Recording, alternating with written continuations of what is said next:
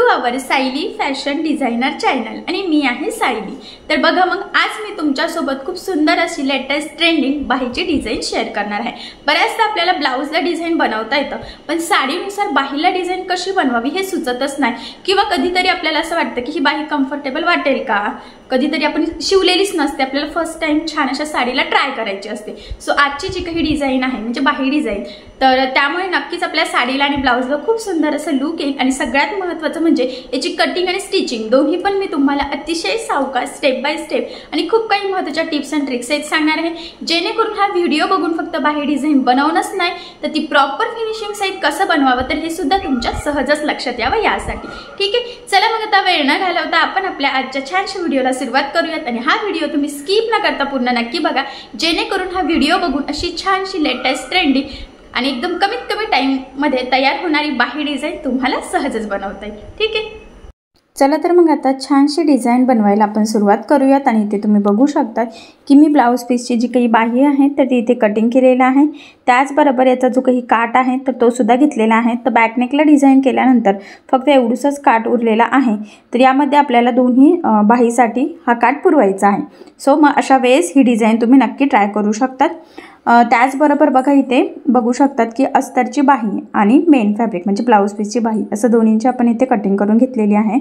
आणि सगळ्यात महत्त्वाचं म्हणजे आता मी तुम्हाला सगळ्यात आधी ही जी काही बाही आहे त्याचं मेजरमेंट कसं आहे ते सांगते, म्हणजे तुम्हाला तुमच्या मापानुसार या डिझाईनसाठी कशा पद्धतीने कटिंग स्टिचिंग करावी तर हे सहजच लक्षात यावे यासाठी।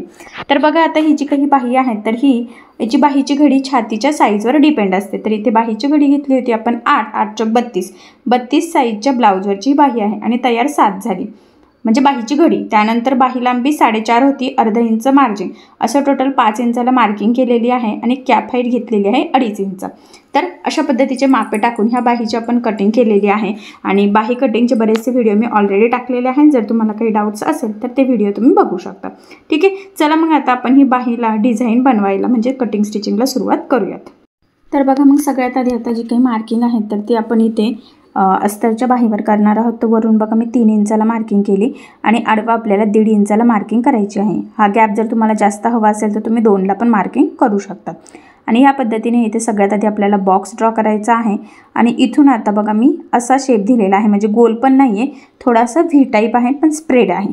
ठीक आहे, आता ही जी काही मार्किंग केलेली आहे एक्झॅक्टली यावरच आता आपल्याला इथे कटिंग करून घ्यायची आहे। तर हा जो काही शेप आहे तर हा तुम्ही कॅनव्हास पेपर लावून सुद्धा स्टिच करू शकतात, पण बिना कॅनव्हासचा सुद्धा हा होऊ शकतो। तर एवढीशा शेपला काही लगेच कॅनव्हास पेपरची गरज नाही। ठीक आहे, अशा पद्धतीने कटिंग झाल्यानंतर आता सगळ्यात आधी आपल्याला अस्तरची बाही आणि मेन फॅब्रिकची बाही एकमेकाला इथे जोडून घ्यायची आहे।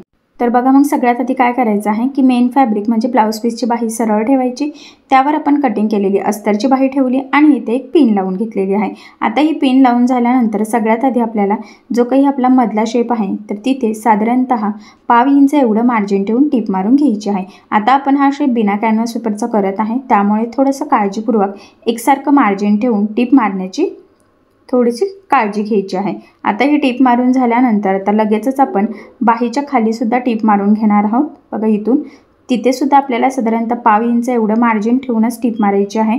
आणि ह्या स्टेपमुळे काय होईल की खालचा पार्ट आणि आपला वरचा पार्ट दोन्ही सोबतच रेडी होईल आणि इथे आपल्याला बाहीपट्टी वगैरे लावण्याची गरज सुद्धा पडणार नाही।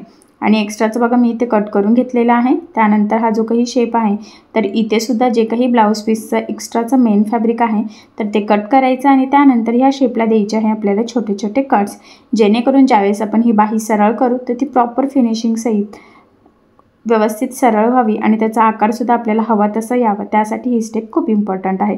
आणि बघा ही बाही आपण इथे सरळ केलेली आहे। आता ही व्यवस्थित प्रेस करायचं आहे आणि इथे द्यायची आहे आपल्याला दाबटीप। तर लक्षात राहू द्या, दाबटीप देताना काळजी घ्यायची आहे की जो काही आपला आतला अस्तरचा कपडा आहे तर तो वरती दिसणार नाही, जेणेकरून आपली फिनिशिंग बिघडायला नको। फिनिशिंगसाठी ही खूपच महत्त्वाची टीप आहे, तर ही तुम्ही आवर्जून फॉलो करायची आहे। आता इथे टीप मारून झाल्यानंतर लगेचच इथे खाली सुद्धा आपण दाबटीप देऊन घेऊयात।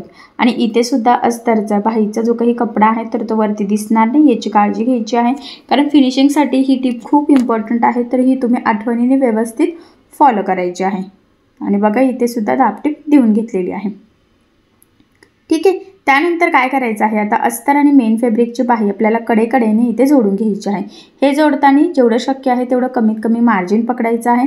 त्याचबरोबर कुठे गोळा वगैरे होणार नाही, तर या छोट्या छोट्या गोष्टींची सुद्धा आपल्याला इथे काळजी घ्यायची आहे. आणि आता ही जोडून झाल्यानंतर जे काही एक्स्ट्राचं मेन फॅब्रिक म्हणजे ब्लाऊज पीसचा एक्स्ट्राचा जो काही कपडा आहे तर तो इथे कटिंग करून घ्यायचा आहे. कारण तुम्हाला सगळ्यांना माहीत आहे अस्तरवर आपण परफेक्ट कटिंग करतो आणि ब्लाऊज पीसचा कपडा आपण थोडंसं एक्स्ट्राचं मार्जिन ठेवून कटिंग करत असतो. म्हणूनच मग इथे सगळ्यात आधी हे जोडून बाही एक्स्ट्राचं कट करून परफेक्ट मापाची बाही आपल्याला रेडी करायची. आणि इथे ही रेडीसुद्धा झालेली आहे, ते सुद्धा एकदम प्रॉपर फिनिशिंग्स आहेत. ठीक आहे. आता त्यानंतर आपल्याला इथे हा काठ लागणार आहे, तर तो किती लागतो तेवढी मी इथे मार्किंग करते, म्हणजे जर आपल्याला अंदाज येईल. आणि इथून कट केलं तर आता उरलेला आपण दुसऱ्या याच्यासाठी यूज करू शकतो, म्हणजे दुसऱ्या बाहीसाठी. आणि हा एक ह्या बाहीसाठी, म्हणजे कमी काठ असेल तर ही डिझाईन तुम्ही करू शकता. त्याचबरोबर ब्लाऊज पीस कट झाल्यानंतर जो काही आपला थोडासा कपडा उरलेला आहे तर त्या कपड्याच्या आपल्याला 2x2 किंवा 1.5x1.5 असे आपल्याला इथे काय करायचं आहे, चौकोनी छोटे छोटे पीसेस कट करून घ्यायचे आहे. तर जिथे जिथे शक्य होत आहे तिथे तिथे मी छोटे छोटे कट करून घेते. आणि आता इथून सुद्धा एक पट्टी कट करून घेतली, कारण की जरा ब्लाऊज पीस जपूनच वापरायचा, कमी पडायला नको यासाठी.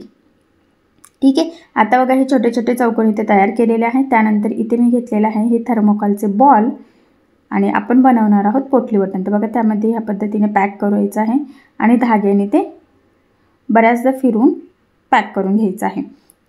तर शक्यतो थर्मोकॉलचे बॉलने पोटली बटन बनवण्याची पद्धत जी आहे ती खूप सोपी आहे. आणि त्याचे 1-2 फायदे आहे की बरोबर गोलाकार आपले पोटली बटन रेडी होतात, ते पण एका साईजचे तयार होतात. सो त्यासाठी तुम्हीसुद्धा अशा पद्धतीचे थर्मोकॉलचे बॉल नक्की यूज करू शकतात. आणि त्याची बनवण्याची पद्धतसुद्धा खूप सोपी आहे की तुम्हाला सहजच जमेल. सो आपल्याला जेवढे पाहिजे आहे तेवढे आपण इथे आता पोटली बटन्स बनवून घेऊयात. तर मी सुद्धा 5-6 बनवून घेते. त्याची पद्धत सेम आहे की त्यामध्ये पोटली बटन टाकायचं, ते पॅक फिरून घ्यायचं आहे आणि त्यानंतर धाग्याने व्यवस्थित बऱ्याच वेळेस म्हणता 7-8 वेळेस जरी असं फोल्ड केलं ना पटपट पटपट तरीसुद्धा चालणार आहे. ठीक आहे. आणि एक्स्ट्राचं इथे कट करून घ्यायचं. तर बघा अशा पद्धतीने आता फायनली आपले बऱ्यापैकी इथे पोटली बटन्स रेडी झालेले आहेत. 2 बाकी आहेत तर ते सुद्धा आपण इथे करून घेऊयात. जर तुम्हाला जास्त हवं असेल तर तुमची बाहीची लांबी किती आहे त्यावर डिपेंड आहे की तुम्हाला किती पोटली बटन्स लागतील. त्याचबरोबर तुम्हाला किती जवळ लावायचे आहे, किती लांब लावायचे आहे, तर त्यावर सुद्धा ते डिपेंड असतात. तर तुम्हाला जेवढे लागतील त्यानुसार तुम्ही बनवून घ्यायचे आहे. आणि शक्य असल्यास थर्मोकॉलचं बॉलचंच बनवायचं आहे. आपण उरलेल्या कपड्याचं सुद्धा बनवू शकतो, काही प्रॉब्लेम नाही. ठीक आहे. तर बघा मग मी इथे एवढे पोटली बटन्स बनवून घेतलेले आहे. आणि आता आपला जो काही काठ होता ना तर तिथे आता लावायचं आहे. तर ते कसे लावायचं तर त्याआधी सगळ्यात महत्त्वाचं म्हणजे काठाला मॅचिंग होणारा दोरा इथे यूज करायचा आहे, जेणेकरून आपली फिनिशिंग बिघडायला नको.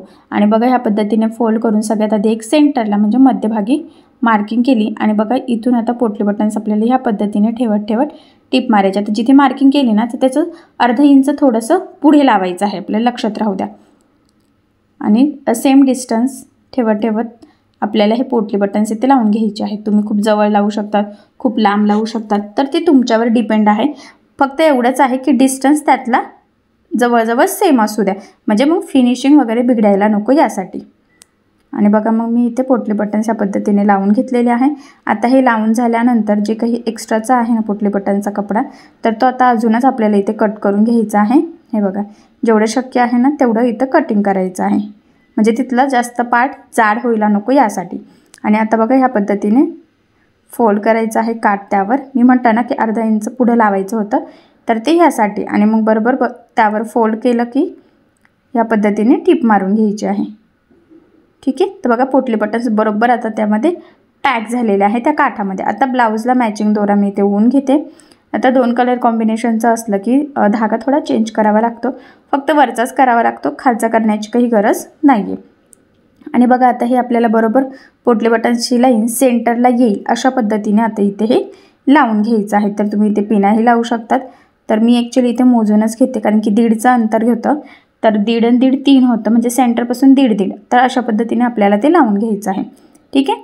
तर बघा मग आता हे असं ठेवल्यानंतर लगेचच मी आता जी काही आपण दाबटीप दिलेली आहे ना एक्झॅक्टली त्यावरच टिप मारत हा पार्ट इथे जोडून घ्यायचा आहे. बघा सेंटरपर्यंत आलं की बरोबर फिरून घ्यायचं आहे बरोबर.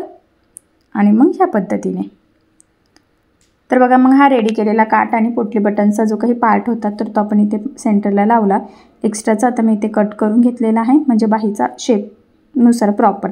आता मी पुन्हा सांगते, मधला डिस्टन्स आपण 1.5 घेतला होता, तुम्ही 2 घेऊ शकतात, म्हणजे तो 4 होईल जर तुम्हाला जास्त ब्रॉड हवं असेल तर ते तुमच्या आणि कस्टमरच्या चॉईसवर डिपेंड आहे. ठीक आहे, तर मी जरा मीडियमच घेतलेला आहे, कारण की घातल्यानंतर तो पार्ट आणि थोडासा ब्लाऊजचा कपड्याचा पार्टसुद्धा तिथे दिसावा यासाठी. ठीक आहे, आता बघा मी इथे जो काही काठाचा कलर आहे ना, तर त्या कलर आणि गोल्डन असं दोन्ही कलर कॉम्बिनेशनची इथे लेस घेतली. तुम्ही सिम्पल गोल्डनची पण यूज करू शकतात.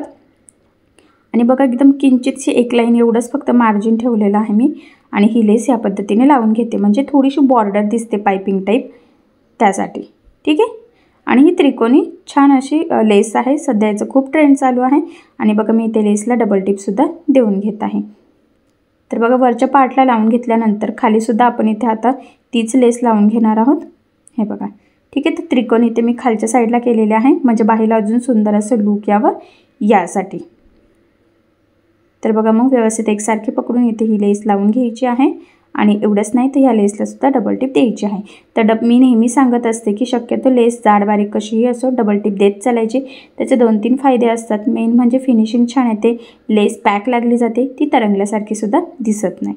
ठीक आहे, तर बघा ह्या पद्धतीने खूप छान अशी पोटली बटन यूज करून छोट्या बाहीवर आपण ही बाही डिझाईन बनवलेली आहे. कारण बऱ्याचदा छोट्या बाहीवर कशी डिझाईन बनवावी हे आपल्याला सुचतच नसतं. तर अशा पद्धतीची तुम्ही एकदम कमी जर काठ असेल, कारण शक्यतो काय होतं की काठ हा एका साईडला असतो आणि किंवा एक साईडला छोटा एक साईडला मोठा असतो. मग बॅकनेक डिझाईनला जर का काठ यूज केला तर बाहीसाठी खूप कमी काठ असतो, म्हणजे उरतो. तर छोट्याशा काठापासून तुम्ही अशा पद्धतीची छान अशी लेटेस्ट ट्रेंडिंग बाही डिझाईन सहज बनवू शकता. त्याचबरोबर बऱ्याच कस्टमरला छोट्या बाहीवर डिझाईन हवी असते आणि छोट्या बाहीवर सुद्धा डिझाईन कशी छान अशी बनवावी हे सुद्धा बऱ्याचदा आपल्याला समजत नाही.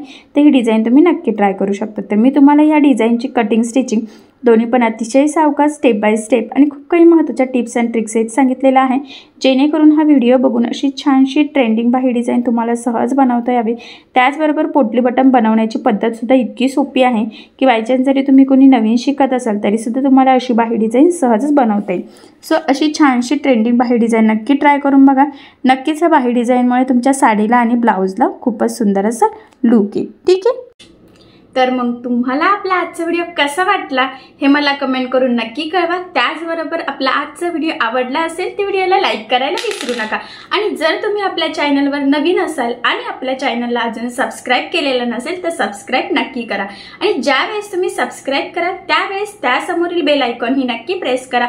त्यामुळे काय होईल, जेव्हा मी नवीन व्हिडिओज टाकेल त्याचं नोटिफिकेशन तुम्हाला तुमच्या मोबाईलवर येईल. म्हणजेच मी ज्यावेळेस नवीन व्हिडिओ टाकेल तर तो तुम्हाला लगेचच दिसेल किंवा लगेच तुम्ही बघू शकाल. तो तुम्हाला खूप शोधण्याची गरज सुद्धा पडणार नाही. ठीक आहे, चला मग आता असेच नवीन छान छान व्हिडिओ मी तुमच्यासाठी घेऊन येतच राहील. कटिंग असो, स्टिचिंग असो, डिझाईन असो, स्लीव्ज असो, बॅकनेक असो, सगळंच मी तुम्हाला अतिशय सविस्तर आणि एकदम सोप्या पद्धतीने सांगण्याचा आधीही प्रयत्न करत होती आणि अजूनही करतच राहील. ठीक आहे, चला मग आता आपण आपला आजचा व्हिडिओ इथेच थांबूयात आणि भेटूया पुन्हा नवीन अशा छानशा व्हिडिओमध्ये. तोपर्यंत टेक केअर, काळजी घ्या. आणि आपला आजचा व्हिडिओ शेवटपर्यंत पूर्ण बघितल्याबद्दल thank you so much. Bye bye.